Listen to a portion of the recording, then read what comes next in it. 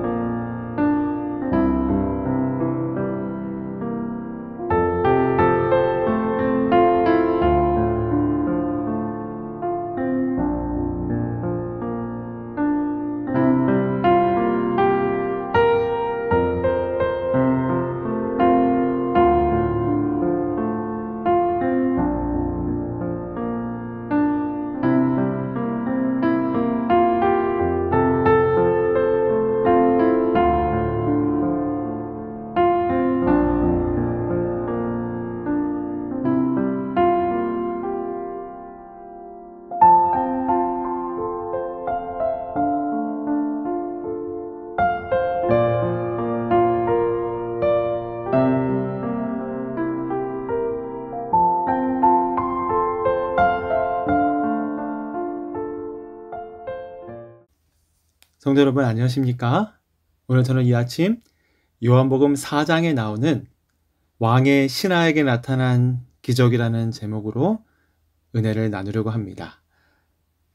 요한복음 4장 46절에서 54절의 말씀이 오늘 본문 말씀인데요. 46절에서 51절의 말씀까지 제가 읽겠습니다. 예수께서 다시 갈릴리 가나에 이르시니 전에 물로 포도주를 만드신 곳이라.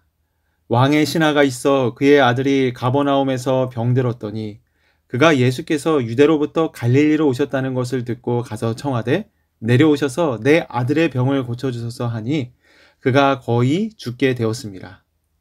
예수께서 이르시되 너희는 표적과 기사를 보지 못하면 도무지 믿지 아니하리라. 신하가 이르되 주여 내 아이가 죽기 전에 내려오소서.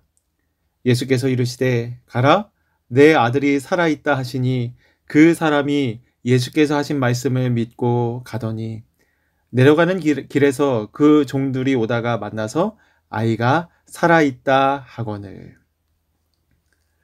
오늘 본문에는 가버나움의 왕의 한 신하의 이야기가 나오고 있는데 그 신하의 아들이 병에 걸렸습니다. 그 신하가 어떤 사람이었는가 하면 로마 황제의 지배 아래 팔레스타인의 한 영토를 지배하고 있었던 헤롯 안디바, 그 헤롯 안디바 밑에서 대단히 중요한 역할을 감당하고 있었던 신하였습니다.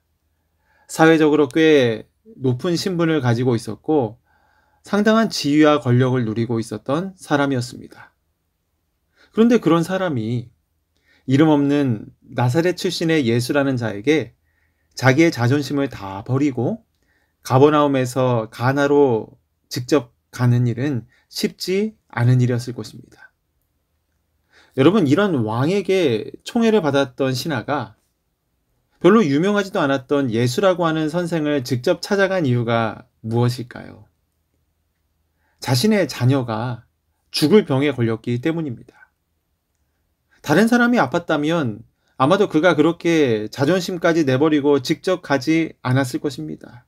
자식이 아팠기 때문에 그런 것들 다 내버리고 본인이 그 나사렛 예수라는 자에게 직접 간 것입니다.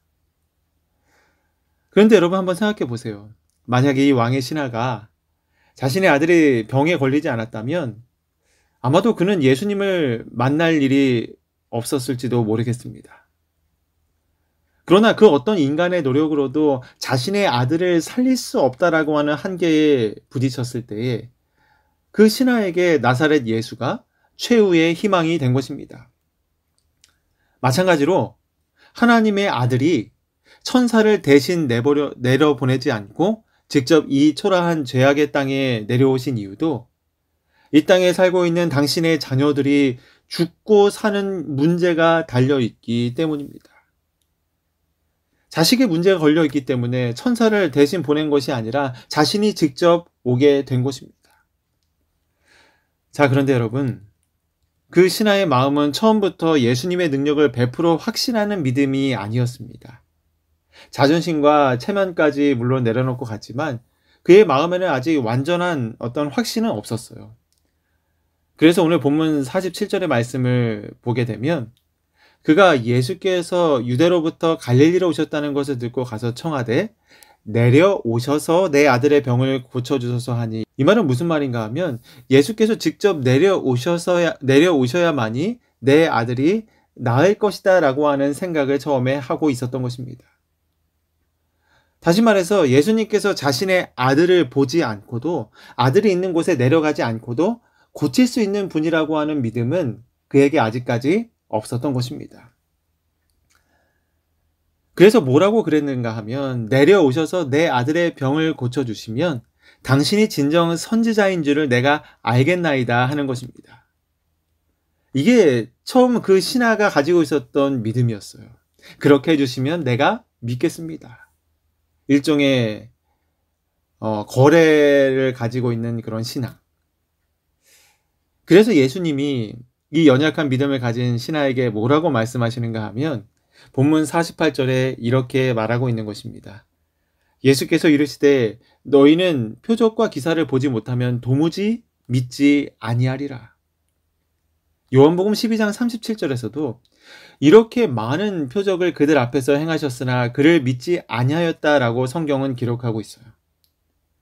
예수님의 기적과 표적을 봤을 땐 많은 사람들이 환호하고 믿었지만 그럼에도 불구하고 그들의 눈앞에 표적이 보이지 않으니까 믿지 않는 것입니다. 오늘 본문에 나오는 신하도 처음엔 그랬어요. 내려오셔서 내 아들의 병을 고쳐주시면 내가 믿겠나이다.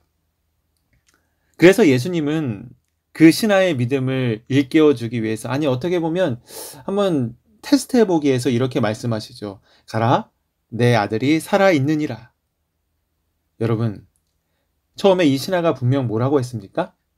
내려오셔서 내 아들의 병을 고쳐주시면 그렇게 요청을 드렸는데 가보지도 않고 가라, 내 아들이 살아있느니라 그러는 것입니다. 정말 기가 막힐 노릇이죠. 그런데 놀랍게도 그 신하는 예수님의 말씀을 신뢰합니다. 그의 마음 가운데 내 아들이 살았다라고 말하는 저 나사렛 예수의 말씀에 성경은 정확히 그 이유에 대해서는 기록하고 있지 않지만 한순간에 그의 마음 가운데 예수님의 말씀이 확신이 들기 시작한 것입니다. 그리고 평안한 마음으로 내려갑니다. 여러분, 오늘 왕의 신하의 이 믿음이 우리에게 큰 교훈이 되는 것은 자신의 아들이 고침을 받았다는 것을 그가 눈으로 직접 보지도 않고 믿었다는 것입니다. 자기의 눈에 보고 확인한 후에 믿는 것은 누구나 할 수 있는 것입니다. 그런데 이 신하는 그렇지 않았다는 것이죠. 그의 눈앞에 기적이 나타나지 않았지만 그는 예수님의 말씀을 믿었습니다.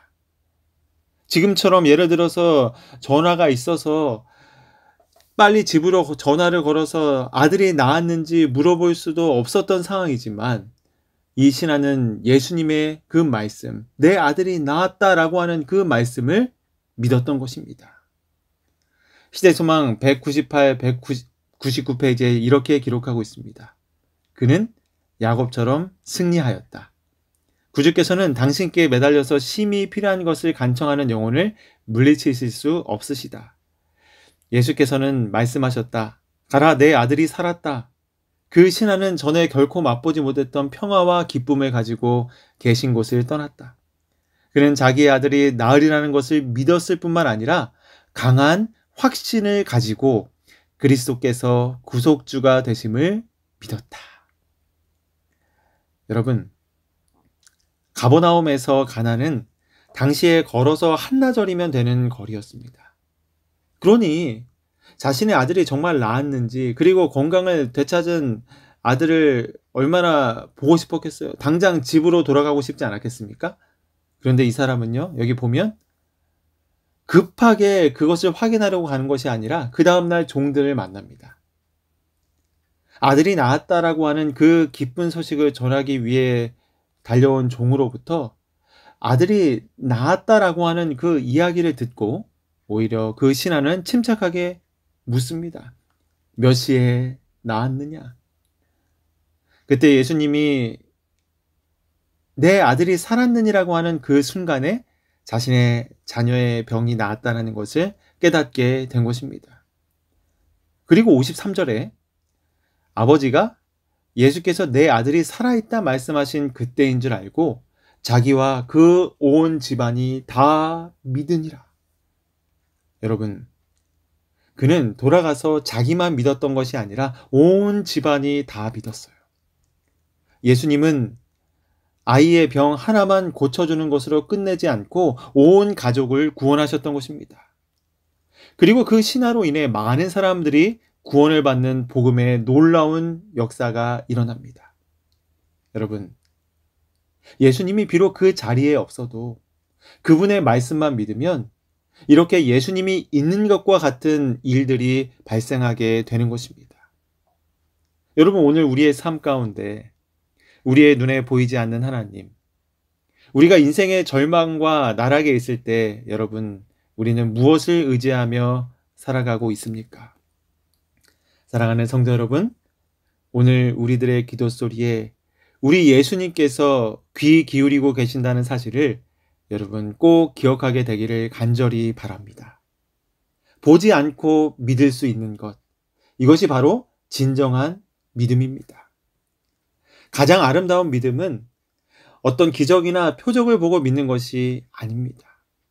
오늘 이 신하처럼 보지 않고도 믿는 믿음, 이 아름다운 믿음이 오늘 여러분과 저의 믿음이 되기를 간절히 바랍니다. 왕의 신하가 보지 않고도 예수님의 말씀을 믿었을 때 아들이 낳았고 자신만을 구원한 게 아니라 온 가족이 구원받게 된 것처럼 오늘 우리도 의심 없이 주님의 말씀을 전적으로 믿음으로 말미암아 나와 우리의 온 가족이 구원을 얻게 되는 놀라운 복을 누리게 되기를 간절히 바라면서 오늘 아침 말씀을 마치겠습니다. 기도하겠습니다. 사랑이 많으신 하늘에 계신 하나님 아버지, 우리가 여전히 하나님 앞에 정말로 우리 자신이 볼 때는 하나님 앞에 설 수 없는 연약한 그러한 가치 없는 존재들이지만 우리를 어떠한 존재로 대하셨는지 예수님의 십자가를 보면 우리가 그 가치를 깨닫게 됩니다. 그러나 오늘 우리는 여전히 하나님 앞에 무엇인가 보여달라고 기적을 보여달라고 떼쓰는 연약한 믿음의 소유자들이지만 우리 예수님 우리를 꾸짖지 아니하시고 우리의 연약함을 채울지 아니하시니 참으로 감사합니다. 우리의 신앙생활이 하루하루 증가됨에 따라 보지도 않고 믿을 수 있는 거래의 신앙이 아닌 관계의 신앙을 가질 수 있는 하나님의 자녀들이 될 수 있도록 언제나 저희들과 함께하여 주시옵소서. 예수님의 이름으로 간절히 기도드리옵나이다. 아멘.